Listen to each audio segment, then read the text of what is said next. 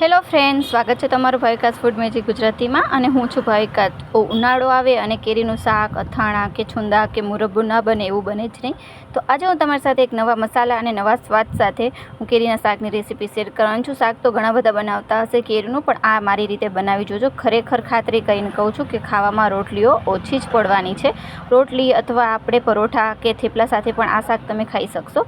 તો સૌપ્રથમ અહીંયા કાચી કેરી લીધી છે. હવે તેને એકદમ સરસ રીતે છોલી મેં 250 ગ્રામ લીધી હતી.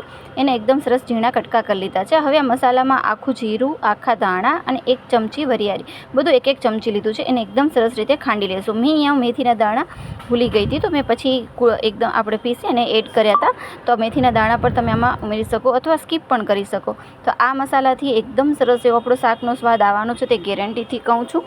તો તમે જરૂરથી આ શાકની રેસીપી તમે જરૂર ટ્રાય કરજો. તો અહીંયા હું 2 ચમચા જેટલું તેલ લઈ રહી છું. તો થોડુંક આપણે તેલ શાકમાં છે તે આગળ પડતું હશે તો સ્વાદમાં બહુ જ સરસ બનશે. તો હવે આમાં તેલ આવી જાય અને એકદમ ગરમ થઈ જાય એટલે આપણે 1 ચમચી ભરીને આપણે હિંગ ઉમેરવાની છે. ને એકદમ હિંગ સરસ આવી રીતના એકદમ સરસ ફૂટી જાય પછી આપણે એની અંદર જે મસાલા છે તે અધકચરા વાટેલા તે આમાં ઉમેરીશું. અને ગેસની ફ્લેમ એકદમ સ્લો કરી દેવાની છે. જો ગેસની ફ્લેમ સ્લો નહીં કરીએ તો જે આપણા મસાલા છે તે બળી જશે. તો આ રીતે એકદમ સરસ મસાલો આ બધું એકદમ સરસ સુગંધ આવવા લાગશે તમને, ત્યારે જ તમને ખબર પડી જશે કે આપણો એકદમ સરસ મસાલો શેકાઈ પણ ગયો છે અને વઘાર સારો થયો છે.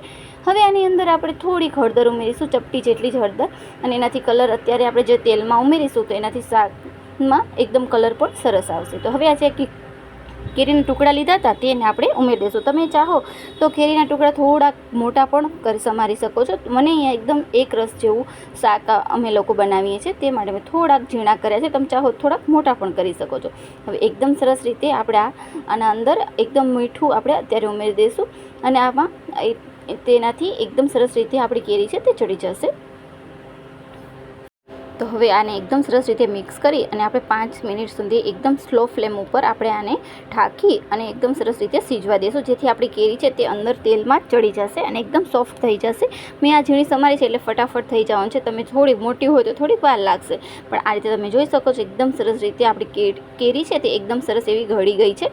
તો તમે જોઈ શકો છો એકદમ સરસ એવી આપણી સોફ્ટ થઈ ગઈ છે. તો હવે આની અંદર હું ગોળ ઉમેરી રહી છું. મેં 250 ગ્રામ કેરી લીધી છે તો મેં 150 ગ્રામ જેટલું ગોળ લીધું છે. તો તમે ગોળનું પ્રમાણ ઓછું વધુ કરી શકો છો. આ દેશી ગોળ છે અને એકદમ સોફ્ટ છે. આ નાખ્યા ભેગું જ ઓગળી જવાનું છે. તમે કડક ગોળ લેતા હો તો સમારીને પણ લઈ શકો છો. અહીંયા મેં દેશી ગોળ લીધો છે. તમે ચાહો તો આમાં ખાંડ અથવા તો ખડી સાકર હોય છે તે પણ તમે ઉમેરી શકો છો. હવે એને ઢાંકી અને સ્લો ફ્લેમ ઉપર આપણે તમે જોઈ શકો છો એકદમ સરસ એવું ગોળ પણ ઓગળવા લાગ્યું અને તેલ પણ એકદમ સરસ એવું છૂટું થઈ ગયું છે.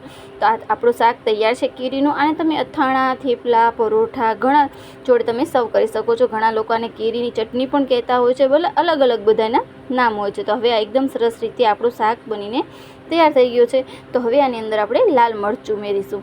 તો લાસ્ટમાં જ આપણે ગેસ બંધ કરી દીધું છે અને પછી મેં લાલ મરચું ઉમેર્યું છે, જેથી આપણું મરચું છે તે બળી ન જાય. તો મેં અહીંયા 1 ચમચી જેટલું લાલ મરચું ઉમેર્યું છે. અહીંયા હું તીખું નહીં ને મોરું એટલું મીડિયમ હું મરચું ઉમેરી રહી છું. તમે ચાહો તો આમાં ખાલી કાશ્મીરી મરચું પણ ઉમેરી શકો છો. અહીંયા થોડુંક તીખાશ ખપે છે એટલે મેં થોડુંક તીખું મરચું ઉમેર્યું છે. હવે એકદમ સરસ રીતે મિક્સ કરી અને ઠરી જાય એટલે આપણે એને કોઈ પણ બાઉલમાં રાખીને તમે ફ્રીજમાં રાખશો તો આખું વર્ષ પણ આ શાક બગડશે નહીં, એ ગેરંટીથી કહું છું.